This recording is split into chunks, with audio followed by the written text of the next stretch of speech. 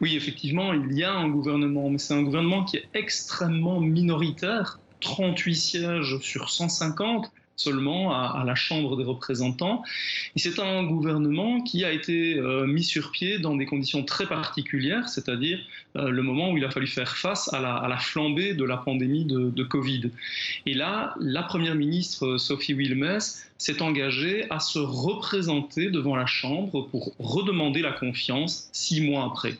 Et donc ça veut dire que le 17 septembre, elle devrait à nouveau demander la confiance de la Chambre.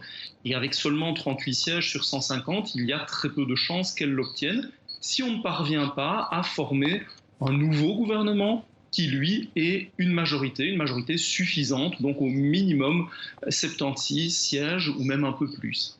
Jean Faniel, pourquoi est-ce que c'est si difficile de former un gouvernement en Belgique? Parce que les francophones et les flamands ne voient plus l'avenir du pays de la même manière?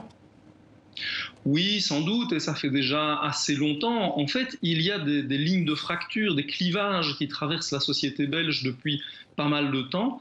Et en particulier, on peut en pointer deux. Il y a le clivage socio-économique. On a une vision beaucoup plus marquée à gauche dans l'opinion publique, en tout cas de manière dominante, en Wallonie et à Bruxelles, et nettement plus marquée à droite, et cela s'est vu encore un peu plus lors des dernières élections, en Flandre.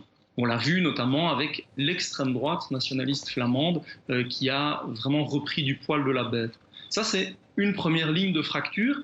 Et donc, arriver à mettre des partis autour d'une table pour arriver à former une majorité suffisamment cohérente est déjà difficile. Et puis, la deuxième ligne de fracture, et elles ne se superposent pas tout à fait toutes les deux, elles se recoupent, ce qui complique encore un peu les choses, c'est qu'il y a certains partis qui veulent à nouveau transférer plus de compétences, donner plus d'autonomie aux communautés et aux régions, c'est-à-dire les entités fédérées qui existent dans cet État fédéral qu'est la Belgique. Et d'autre part, il y a d'autres partis, en particulier les libéraux ou les écologistes, qui, eux, sont prêts à réformer les institutions, à donner peut-être plus d'autonomie aux entités fédérées, mais aussi à réorganiser l'État et à rendre peut-être certaines compétences au niveau fédéral, au niveau national, de manière à ce que l'État fonctionne mieux. Justement, Jean Faniel, je me permets de vous interrompre parce qu'il y a une question récurrente et ce n'est pas la première fois qu'on se la pose en Belgique et ailleurs, et notamment ici sur le plateau du 64 minutes. Est-ce que la Belgique peut éclater? Je pense que les États ne sont pas là de toute éternité. On le sait, pour tous les pays du monde, finalement, c'est valable. Mais c'est vrai que la Belgique, depuis sa naissance en 1830, voit cette question posée. Et aujourd'hui, avec la plus longue crise politique, on peut se demander si on ne va pas assister encore un peu plus à un démembrement des institutions nationales, fédérales, et peut-être à terme à la fin de la Belgique, même si ça ne sera pas simple. Il y a Bruxelles, il y a l'organisation très imbriquée des différentes zones du pays qui font que ça n'est pas si évident que ça. Finalement, négocier le divorce sera peut-être aussi difficile que négocier la poursuite de la vie en commun. Alors, on vient de le voir dans le sujet, il y a le roi qui est aussi une unité qui représente symboliquement cette unité du pays. Quel est son rôle? On voit qu'il appelle justement à un gouvernement.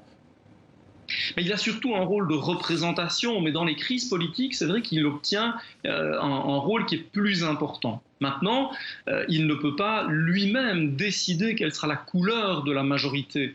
Il est un peu là plutôt pour essayer de faciliter les choses, de rechercher une solution.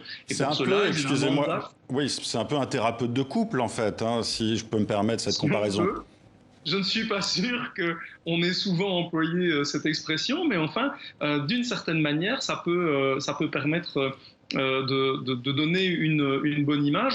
Le problème, c'est que le couple, il est à la fois entre francophone et flamand, c'est vrai, mais qu'à l'intérieur de l'opinion publique et du paysage politique, flamand d'une part et francophone d'autre part, tout le monde n'est pas non plus sur la même ligne, et que c'est pour cela que les clivages qui sont pluriels et qui se recoupent compliquent vraiment la tâche pour l'instant, en sachant en plus qu'il y a beaucoup de partis politiques représentés à la Chambre, qu'il n'y a pas beaucoup, quasiment pas de partis nationaux, et que donc trouver une synthèse entre un nombre de partis qui disposent d'une majorité à la Chambre est vraiment très très compliqué.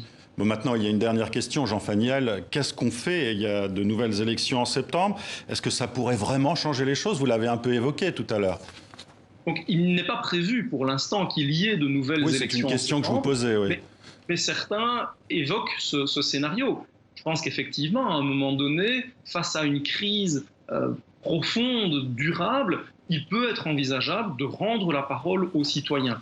Mais comme les sondages annoncent que le parti d'extrême droite flamand arriverait en tête et deviendrait le plus important du pays, ce scénario d'élection anticipée est vraiment craint, fui même par la plupart des partis politiques qui négocient aujourd'hui.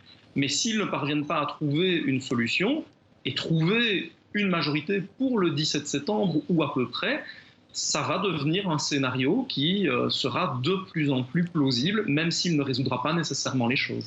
Merci Jean Faniel de nous avoir permis d'y voir un peu plus clair dans cette crise politique belge.